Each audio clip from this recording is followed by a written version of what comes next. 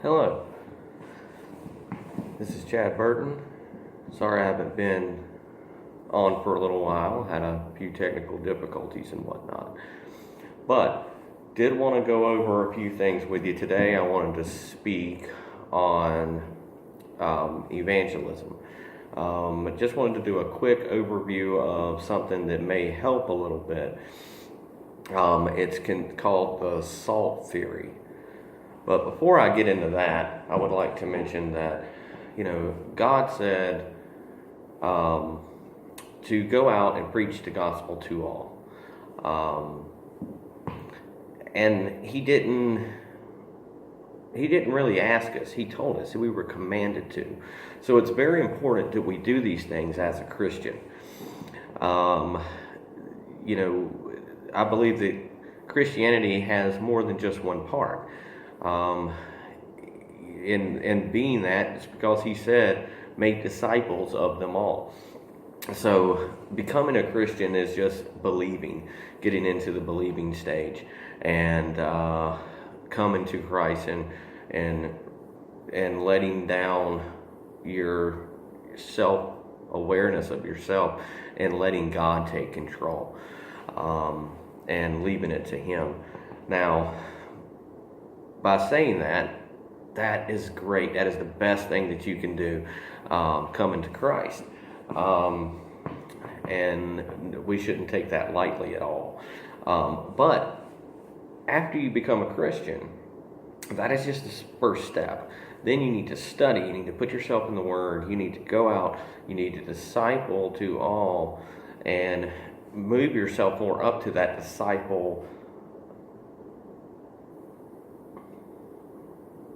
category, I should say. Becoming a Christian is just your first step. There's a lot of steps that you go through, but if you keep studying and you keep keeping yourself in the Word of God, you will get there. But for people who want to speak about God, that, like I said, we are commanded on that, to spread God's Word and tell people about Christ and, bring them to Christianity, to make them and mentor them at that point to become disciples. And that's what God meant by that, I think. But I wanted to go over the SALT theory. SALT theory is pretty simple guidelines to go through when you're talking to someone about Christ. SALT theory, it's just an acronym, SALT. Number one, is S. Start a conversation. Just go out and start, talking to someone. Just general conversation. Maybe about the game, maybe about things that are going on right now or whatnot. Just start that conversation, and then once you start that conversation, then you could probably go over, and it's up to you when you want to jump through these steps.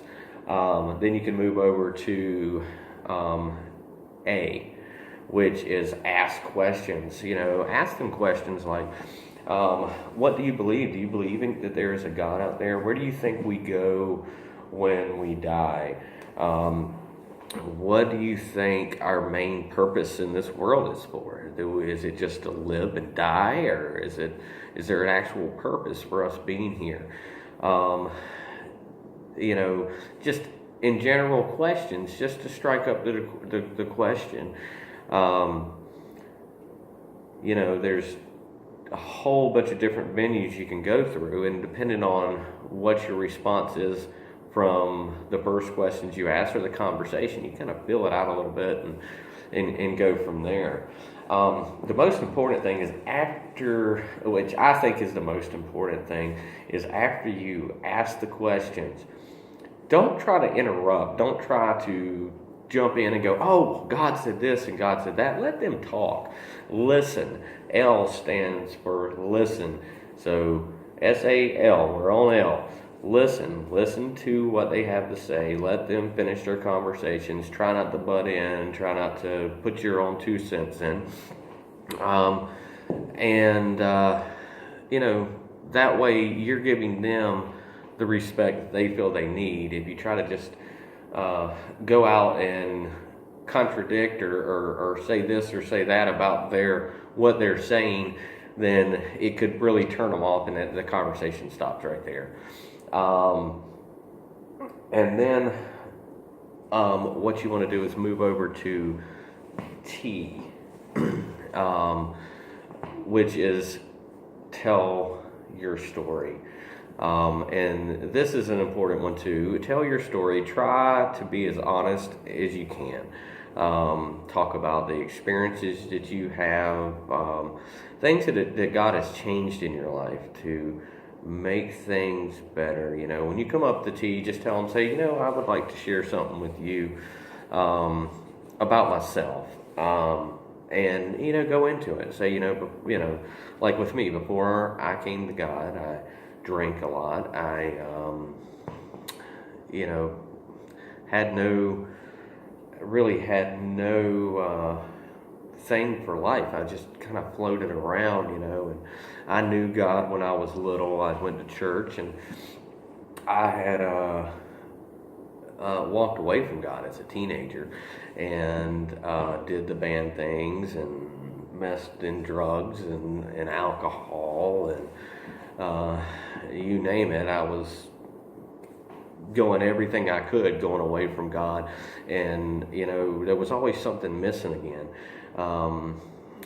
I'd strayed away from God, and I couldn't really, just an emptiness. I never was happy. I never could find things to make my life more fulfilling. And so I I came back to God, and the things that has changed in my life are great. I mean, when I was out there drinking and all that stuff, I was happy for as long as I was doing it, but as soon as it was over, I was unhappy. Back to problems that I had and everything else. I still have problems, but I don't have those bad issues anymore. I don't have to worry about people coming after me, or so that I make someone mad when I was drunk or drinking, or there's been so many things that have changed in my life. I'm generally happy. I've got a good wife now, and I try my best to give her the time that I need. I do have an ex-wife, and during our marriage, I was out partying a lot and all that, and I wasn't there, and so that, I think, had a lot of strain on the marriage too. But since I've put all that stuff behind me, I can't tell you that things are going to be perfect, but things are better. I'm more relaxed. I'm more calm. I got a better heart for people. I'm not angry all the time. I'm not looking for bad excuses that it was always somebody else's fault or something else's fault. I know when I do something wrong, I know that I've done something wrong. I have built myself a good moral system by the teachings in the Bible. And that's what brings me here. And that's just a little small bit of my testimony there. And I'll get into it stronger at another date on our videos. And, it's just real important to tell your story, so you can kind of relate, like when I was talking about that I drank and all that. Someone else said, yeah, well, I drink, and I have noticed that, that when I party, things happen, and you get to where you're going, okay, I went out and had a good time, but there was always something, something that happened that caused it to go sideways. Arguments, you ran into someone else that was drunk, you are struggling the next week because you spent all your money on it or whatnot. So, tell your story, be as honest as you can, and, once you're done, say, would you like to hear about the gospel? Would you like to hear or know more about the gospel. And if you would, I can talk to you here and pray with you, um, or just pray that you will, for you with problems that are in your life right now. There's lots of things that you could go from here. Maybe give me your phone number or your email address if you're comfortable with either one, and say, hey, contact me if you have any questions at all. Contact me. You've just made friends, and try to make friends with them and whatnot. And I'm not saying you have to be best friends, but then. But you've given an option to where they can contact you back and they can talk about things. And so that's where you want to go from there. And hey, if they're ready to accept the gospel, pray with them right there. I don't care if you're in a zoo, if you're in a department store, it don't matter where you're at. Their life in coming to Christ is more important than saying, okay, we'll talk about that at a later time. You've got to be able to be ready at all times. It says that in the gospel, to be ready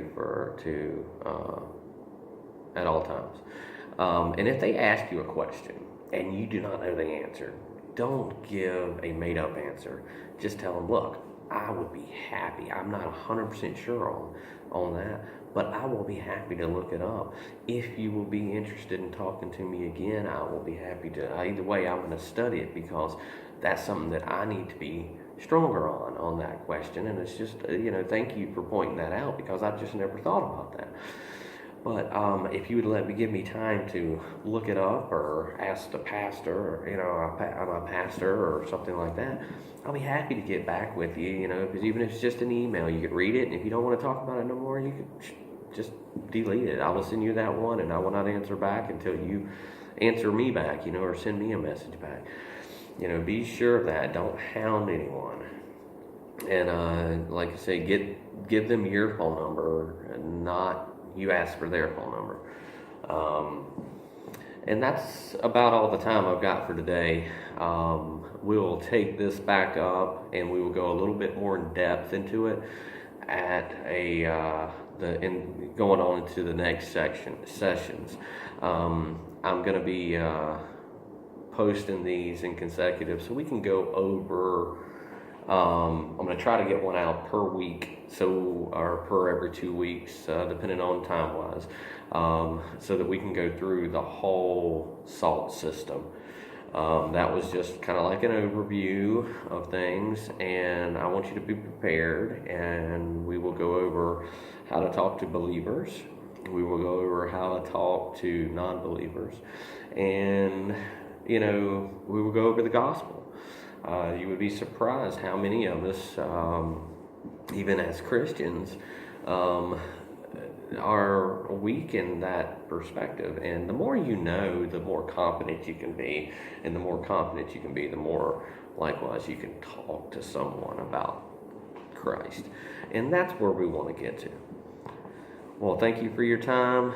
Thank you for joining me at God House Ministries. And thank you. Have a great day. Bye-bye.